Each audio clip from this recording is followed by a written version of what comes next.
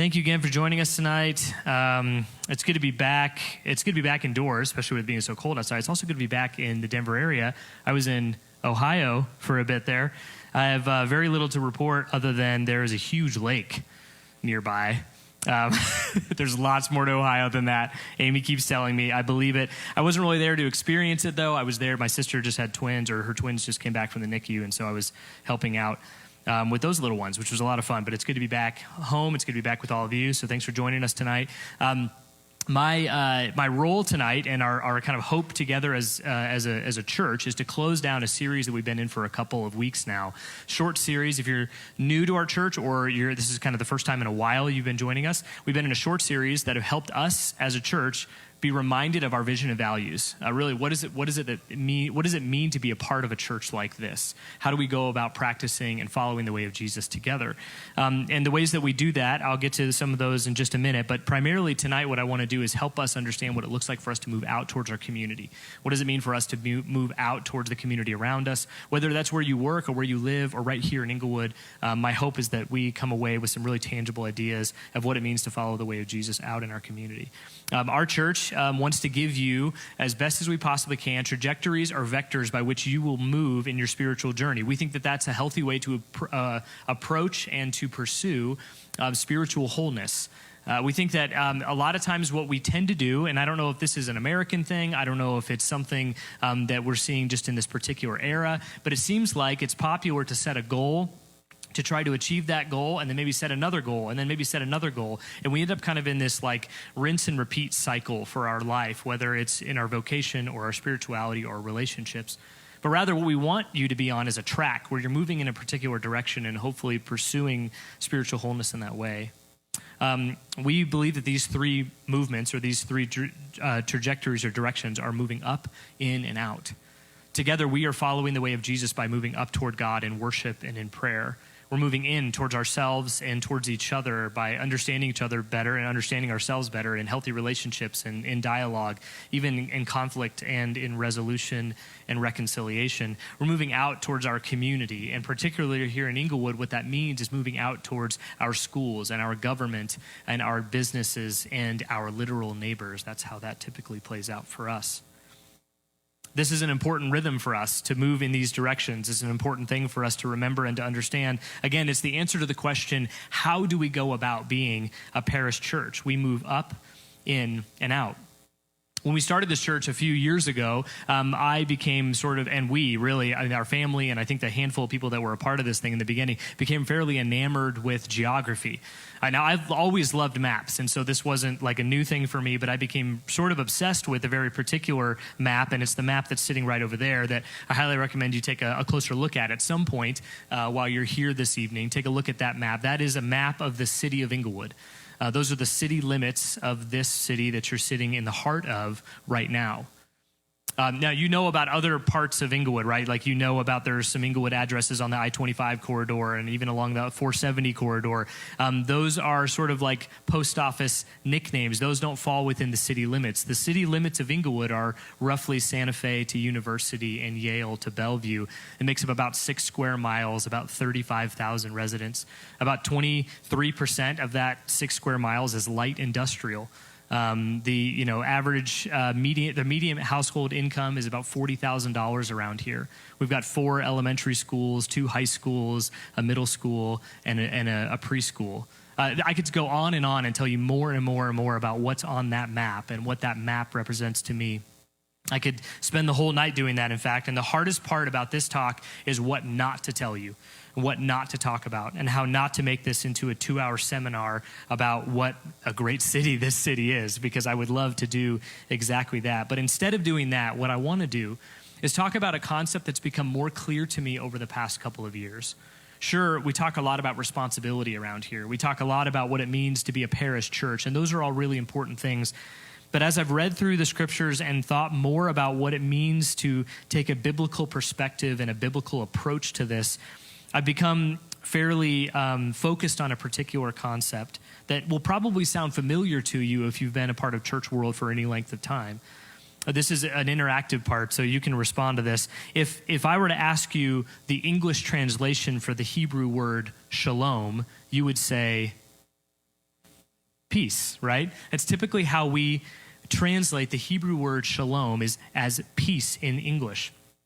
But the really interesting thing about languages and translations is a lot of times there's not a one-to-one translation from one word to another word. We do the best we can because otherwise the Bible would just be insanely long. It already is insanely long, but it would be even longer, if you can imagine such a thing, if we were to talk about really what each of these words actually means. So we just suffice to say it means peace, basically. But in reality, a true translation of the word shalom would take us in the English language paragraphs because we don't really have a great parallel. Shalom, peace, in our minds, oftentimes means the absence of conflict. You pursue some sort of reconciliation if there is a conflict, and when that reconciliation or restoration is achieved, you're experiencing shalom. But shalom is more than just the absence of conflict. It is also the presence of wholeness or completeness. Not just the absence of one, but also the presence of the other. And it's really all throughout the Bible, sort of as a theme from cover to cover. You see it in the Genesis story. God looks at everything he made, and he said, this is good. And in fact, after he creates human beings, he says, this is tov meod, or this is very good. Kind of like, I've achieved the wholeness or the completion that I set out to achieve. This is more or less shalom. We heard about it when we were studying through the book of Job. You may have noticed that Job actually refers to his homestead as shalom at one point. And the way he defines that is, I've counted all of my sheep, and they are all there. They are complete. They are whole. There are no sheep that are absent. This is pre the sheep massacre that took place not too long after that. But at that time, all the sheep were there, okay? This is a word that David uses when he approaches his brothers on the battlefield. He asks them essentially, how is your shalom? How is your shalom? Which is a kind of like saying, how are you doing? And then after someone asks or answers you, you then say, no, how are you really doing? When you would ask that question at that time, it was sort of like, how are you really, really doing? How is your state of being? Another way that we see it used throughout the Bible and even in extra biblical literature is also to refer to and to help us understand even physical inanimate objects. So if you were building a wall around a city, for instance, the wall was not shalom. It was not complete or whole until all of the pieces were put together and there were no gaps in the wall. As soon as that wall was accomplishing the function of keeping danger out of that city, it was not itself shalom. But in addition to that, shalom can be used not just to talk about the functionality, but also the aesthetic or the beauty or the invitation that thing provides. I want you to think about the wall that's right behind me, in fact, okay? So this wall, this wood wall, was created by a man named Justin Phelps, who's been a part of the T&L community for forever, like maybe since the beginning. I have no idea, like a very long time. He's an incredible craftsman. He's extremely talented, and he spent a lot of time, a lot of blood, sweat, and tears to put this wall together. Now, I know that it's very cool to have a wall behind you in a church, but I'm here to tell you that ours is better, and I'm pretty sure that we made ours first. So I don't know if that's true or not, but I'm just going to continue to perpetuate that legend. This is, if you get closer, like if you get a little closer later tonight, you'll notice that there's kind of like the beetle kill gray going throughout it. You'll notice that all of the planks are planed and they're beautifully level and flat and straight. You'll notice that the gaps are minimal. You'll notice that the finishing nails are almost invisible until you get close enough to it. You'll notice that it's really done extremely well. And right behind all that wood is a bunch of cinder block, which is what you see throughout the rest of the building. Now, the cinder block part of the wall is what keeps the elements out. It's why you're warm right now. It's why you're dry right now. And it's why all of our equipment isn't stolen right now, okay? But then there's another part of the wall, the part that you're seeing right now, that provides an aesthetic. And it provides, believe it or not, an invitation to you. It accomplishes hospitality. So this wall that's right behind me does way more than just keep the elements out. It's way more than just the absence of conflict. It's also the presence of wholeness. It's the presence of completeness, a unique and complicated, complex tapestry woven together to help you feel at home, to help you feel welcome here. Now, I think there are probably other things in the building that provide that feeling as well, but I think the wall is a good example of that. Again, it can be applied to even inanimate objects. Our hope and our mission as a church is to not just take spiritual and social responsibility, but if I was going to sum that up in a word or a concept or an idea, I would say it is to instill and install shalom everywhere we go throughout the city of Inglewood, to bring peace with us where we go. Not conflict, not brokenness, not dysfunction or unhealth, but rather shalom. That is our role and our call as Christians. I think that's true of all Christians, but I think it's especially true of our church as we choose to be a parish church that takes spiritual and social responsibility of a particular place. God talks about this through one of his prophets in a more specific way in the book of Jeremiah. I'm going to read it to you really quickly. It's actually in your liturgy, so you can read it yourself as well. A little bit of backstory to help kind of pave the way for this. The people of Israel had been exiled or enslaved out of Jerusalem, their hometown, into the city of Babylon. They had been removed by a bigger power. God had been warning them that this was going to happen if they didn't start being more obedient and more dedicated to him specifically, and they continued to disobey. And so he had warned them, and then he finally makes good on the thing that he said was going to happen, and he allows this to happen. He allows these people to be removed from their hometown and taken to another place. And while some of these folks were even still traveling there, he sends this message through his prophet Jeremiah. He says this. This remains, by the way, this remains one of the most stunning few sentences in all of the Bible to me. And I hope that it lands for us tonight as a really significant thing. He says this: build houses, settle down, plant gardens and eat what they produce, marry and have sons and daughters, find wives for your sons and give your daughters in marriage, so that they too may have sons and daughters. Increase in number there, do not decrease. Also seek the peace, the shalom, the prosperity of the city to which I have carried you into exile. Pray to the Lord for it, because if it prospers, you too will prosper. God does not tell them you are being enslaved and exiled, therefore you should rise up and resist. He also doesn't tell them it's kind of hopeless at this point anyways, they're more powerful than you, you might as well just completely assimilate and just do whatever they tell you to do. There's this third way, this beautiful example of what it looks like to pursue shalom for a place. And he says, invest and put down roots, literally in the soil, the actual physical soil, but also relationally in growing their family. Pray for and pursue the peace and prosperity of that city, because as it prospers, so you will prosper. Now, the book of Jeremiah wasn't written to us. It wasn't even written about us or for us necessarily, but there is so much we can draw from it about who God is and about what God hopes for us and expects of us. I don't believe that Inglewood is like Babylon. I don't believe like we are a people in exile, in persecution, and somehow that's the parallel in this story. The parallel in the story is what we are called to, which is to carry out, to bring about shalom in our city. And I just want to talk about a couple of ways that our church is doing that specifically and invite you to consider how you might engage that. Yes, I think that it's important that we individually are thinking about that in our day-to-day, but my hope is that we collectively and communally do this as well as a church. The first way that we go about this as a church is by engaging schools. In fact, this was one of the first things that we did as we started planting the church. Before we even launched, I went and tried to get a meeting with the principal at Bishop Elementary School, just a couple of blocks away. And I was met with a little bit of resistance, as I was with most of my meetings in my first year, because everybody was skeptical about this new pastor trying to get a meeting with them, until they found, as we went along through the process, that my hope was actually just to encourage them and to collaborate with them. Eventually got this meeting and just said, hey, I want to know what is already happening here. You know, that was my own way of saying what I was thinking, which was I want to find out what God's already doing here so that we can engage that thing and we can be a part of it alongside the school. And I found out about this thing called the Inglewood Christmas Store. At that time, it was called the Bishop Christmas Store. And I could tell you a million stories about the Christmas store and what that is and what it has meant. And I will over the next couple of weeks and months, by the way. I'll remind you of all the beautiful things God has done through that and how God has continued to expand that thing.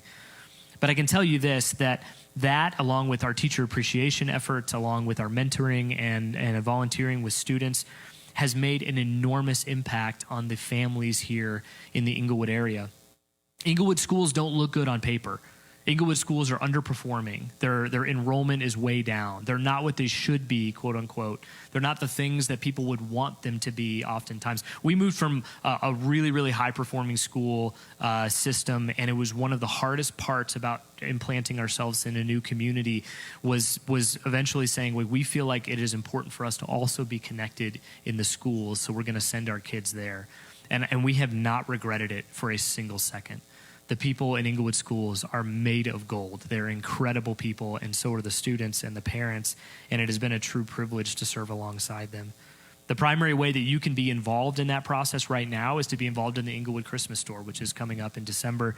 It's an amazing way to bring wholeness and completeness to the lives of families, many of whom are trying to decide between paying bills and having to buy Christmas gifts for their kids. It's a very small way that we get to inject joy and grace and wholeness into their lives. I highly recommend being a part of that. Another way that our church continues to engage the community is through local government. If you're paying attention at all to government at the national level, you're at least annoyed, probably.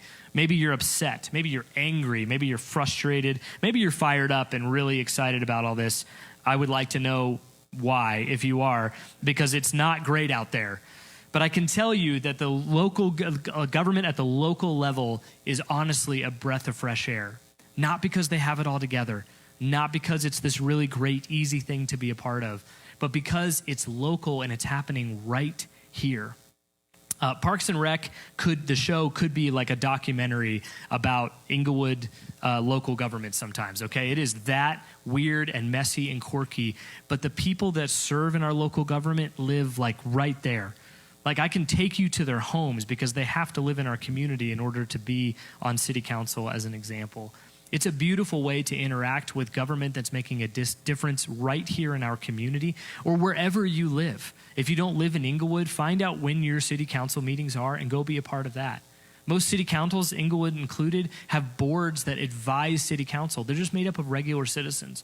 I've been able to be a part of one for the past few years, and we just meet regularly and talk about what's best for the city, and then we advise city council on what they can do from a policy standpoint to make this place a more whole, complete, and healthy place to live. It seems like maybe a roundabout way of getting there, but it is a beautiful way for you to help bring shalom to a city, to be involved in your local government. It's a beautiful way to be a part of that, and I highly recommend finding a way to be involved in your local. Again, be a part of a city council meeting, join a board or commission. You can all of this online right now. Every single bit of it is virtual. It is easier now than ever before to be a part of something that's happening with your local government because it's all virtual and you can do it from your kitchen table. It's a really easy thing to do, and I highly recommend checking it out. You can go to tsgeng.org/government to find out more about that. A third way that we continue to engage is our local businesses. And we don't have a real programmatic way of doing this per se, other than encouraging you to pick a couple of businesses that you're going to adopt as a family or maybe as a table group and continue to frequent those businesses, getting to know the owners and the people who work there. Shop at the same grocery store. Try to do it at the same time of day or the same time during the week. One of my favorite restaurants to go to in Inglewood is the Breakfast Queen. Okay, the Breakfast Queen is a hodgepodge, a mix of all kinds of different people from all walks of life. You've got sort of like never maskers there, and then you've got people who are like, probably wearing a mask to bed just to make sure. You've got lots of red hats, okay? And then lots of other people who maybe wouldn't agree so much with the message on a red hat or what it represents. You've got people who are like ranchers and farmers, and you've got people who work in local government, and you've got people who work in factories, and people who are mechanics, and people in suits and ties. It is the best like melting pot experience that I've ever had, and I try to go there once a week in the morning because it's such a beautiful gift to just be a part of that and to get to know the people who work there and to ask questions like, what is it that you need right now? What are you concerned about? In the middle of a pandemic, there's a million things that most businesses are concerned about. Most of us have increased our online shopping. Most of us have decreased our visits to brick and mortar stores. And I understand that. And if it's a safety thing for you, that's completely okay. But if you feel comfortable picking a couple of restaurants or a couple of bars or a couple of stores, be there, get to know them and support them. I think that Jeff and the folks at Amazon have plenty of our money. I think we could probably invest it right here in some really beautiful and amazing ways. I highly recommend considering how you might do that. And then lastly, we do this through investing in our neighbors. And when I say neighbors, I mean our literal neighbors. Christians for a long time now have sort of looked over our literal neighbors, assuming that their needs have been met, and have donated time, money, and even in-kind goods to things that are happening overseas or things that are happening in a more impoverished area. And we, in doing so, miss the needs that are right there on our block. We have a great opportunity to simply get to know them and to simply care for the basic needs that they have. There are people in our church who want this part of our moving out to be all about evangelism, and I'm all for that, and I think that's a beautiful thing. But what we often miss in evangelism is, at least now in modern day America, you don't get to just share the gospel with somebody without building a rapport with them first, without building some trust with them. And in my experience, it takes minimum a year of regular interaction with somebody on your block before you can have a meaningful spiritual conversation with them. That's not always true, and I know people have these amazing stories about like meeting somebody and getting to share this thing with them like right away. I think that's an incredible thing, but in my experience, it takes a long time. Not to mention the fact that when they have a physical need or they have some sort of a monetary financial need, you can meet that need, but you can't meet the need unless they trust you enough to tell you about the need, and that takes time. That work starts right now. That work starts a year ago. And so my hope is that you'll continue to get to know your literal neighbors. The city of Inglewood's doing some great stuff with the neighborhood resource program to help you do that.